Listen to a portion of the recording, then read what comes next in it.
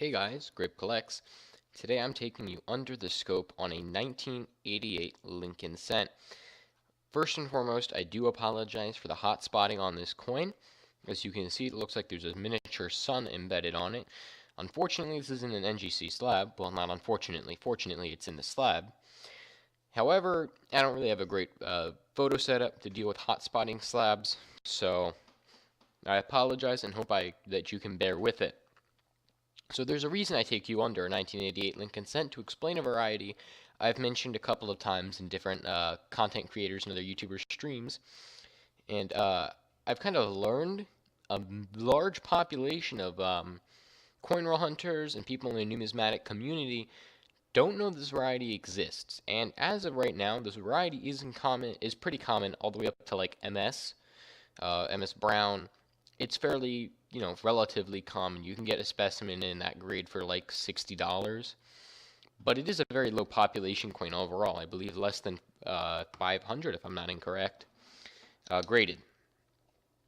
So what is this and how do you attribute it? Well, NGC defines this variety as FS-901, 1988, reverse of 1989. Now, for those of you who do not know, in 1988, at the end of the year, both the Philadelphia and Denver mints ran out of reverse dies. Now, in between that, there was a design change. From 1988 to 1989, the memorial reverse design changed. It was previously used as 1988 and 1988D. We had RDV5. Now, the way you can tell an RDV5 from an RDV6 is very simple. The first thing I'm going to bring your attention to is look at the A and the M. Notice on how the top of the A, it's very, curved, and the inner serif is curved as well. If you look into that center diamond, or triangle rather, of that A, notice how that crossbar kind of dips in before it comes back up.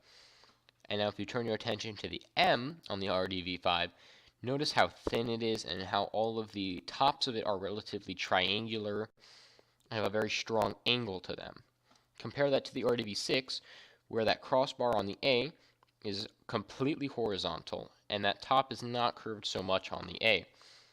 And if you turn your attention to the M, it is a little bit fuller and the tops look like they were cut off just completely flat. The other PUP, and probably the better of the two, is that FG.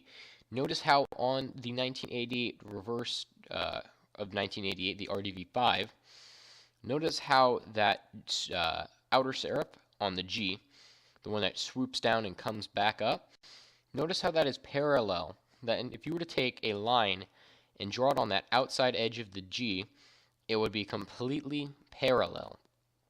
Now look at the 1988 RDV6. Notice how that not only is it non-parallel, how it has an extra serif pointing inwards and an extra serif pointing down at the bottom of the stroke on the G. And it's a lot thicker on that end as well. Notice how the F is actually a lot more defined as well.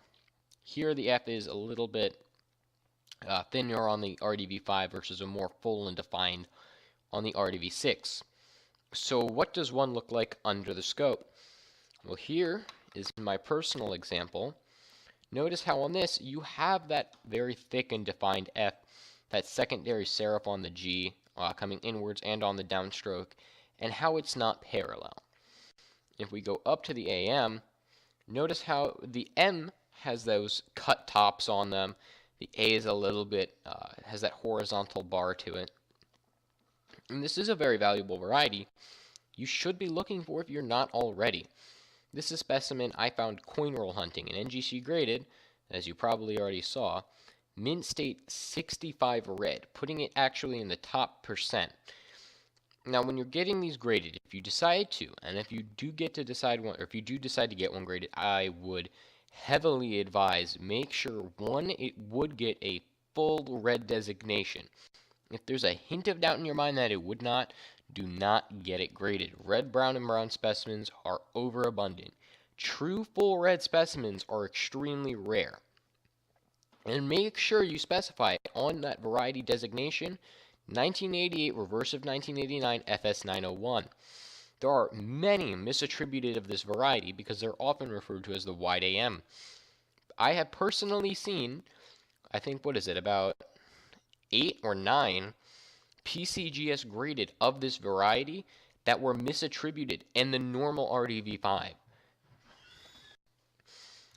So even the third-party graders make large grave mistakes. I've personally seen 3 sell-from-grade collections that were misattributed. And that's because the 1988 RDV5 is a wide AM. They are spaced further apart. However, the wide AM that you would think about if you were talking about a 1998 or 1999 or 2000 is this, and that's where your common misconception is. The wide AM on those varieties is the RDV6. That is not the normal design. If you're talking about the transitional 1988 through 2000s, those are normally RDV7.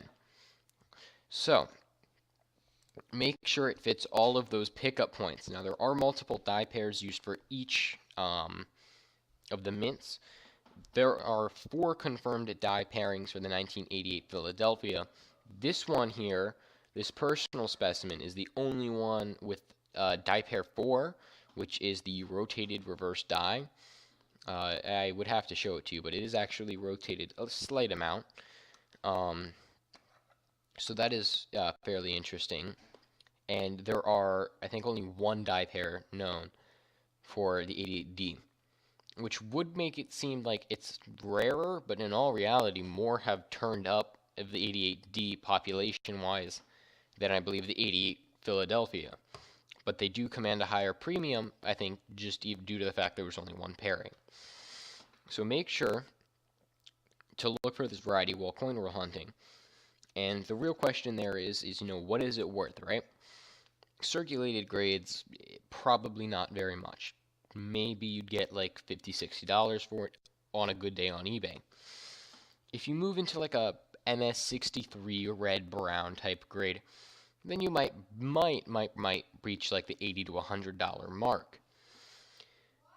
If you have a truly uncirculated gem red example, full reds of this variety are extremely rare.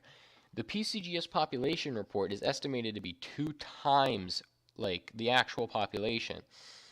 PCGS, I think they say they have certified, I think, what is it, like almost 18 red specimens, but people think only 6 of them are true and the rest are misattributed. And NGC's only certified 2, the highest being a 66 red, was found to be misattributed. And this is the only 65 red, making this one the highest NGC graded specimen, which is pretty neat. So this is definitely one that could pay off. What is it worth in those gem red grades? Well, 63 red, you're looking at about 300. 65 red, anywhere from 400 to 500. And if you do have one that was, 66 or 67, I think if you truly were able to find like a 67 red, probably out of like an original roll or a mint set, I don't know if they are in mint sets, that'd be quite interesting if they were, then you're probably looking closer to the $1,000 mark. So don't forget to look for this on your 1988 Lincoln cents. Thank you very much and have a great day.